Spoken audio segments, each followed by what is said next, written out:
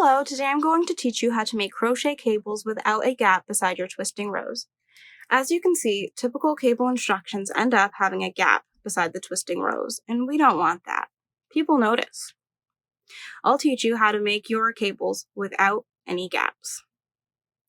You'll work your post-stitch rows as usual if there are no twisting cables.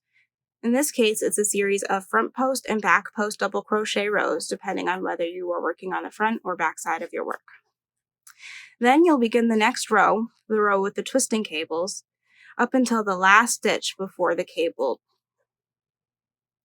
Typically, you work the last stitch and then follow the cable instructions. In this case, it's skip 2 and front post treble crochet into the next 2. As you can see, that's where the gap comes from. So instead, we work up until that last stitch, and then we make a double crochet decrease or double crochet 2 together into that last stitch and into the next stitch. Then proceed with the instructions. Now the instructions say to skip 2. We're technically skipping 1 because we've already worked our decrease into one of those 2 stitches, which you can see from the posts. These are the 2 we'd be skipping, and we've already worked 1, but that's okay. So we're still going to skip these 2 posts and work around the next 2.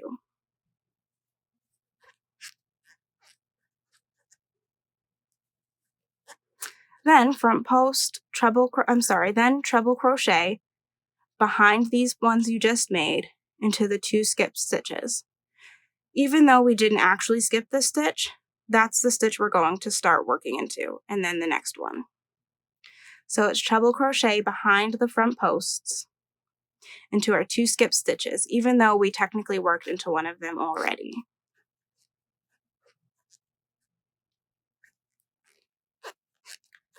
Next, the instructions will be to half double crochet across.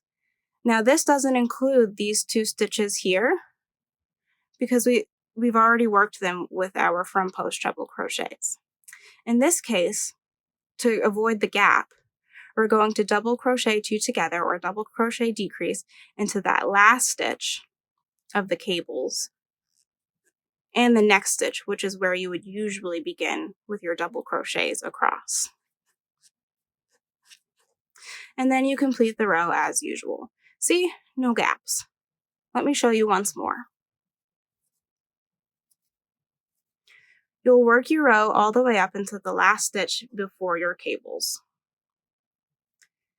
Then double crochet 2 together into the last stitch and the next stitch, which is the first stitch of your cables. So you'll yarn over, insert your hook, yarn over, pull through, yarn over, pull through 2 loops. Yarn over, insert your hook into the next stitch, which is the first of the cable section. Yarn over, pull through.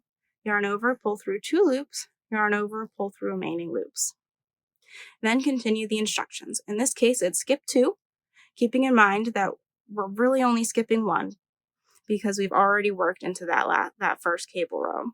But we're skipping those first 2 cables, even though we already worked into 1. And we're front post treble crochet into the next 2. Then, working behind your front post trebles, you make 2 regular treble crochets into the 2 skip stitches. Even though we already worked into this stitch, we're still going to make our treble crochet into that stitch.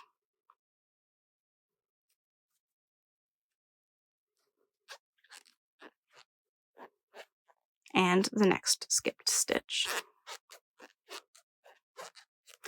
When you proceed, it would never actually include these 2 stitches here because you've already worked into them with your front post treble crochets. But to avoid that gap, we're going to make our double crochet decrease into that last cable stitch and into the next stitch, which would be the first stitch you would typically work into to finish off your row. And then you continue the row as usual.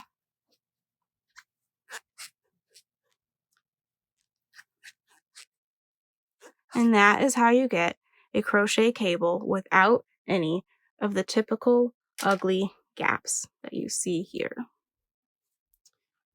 No gaps. Thanks for watching.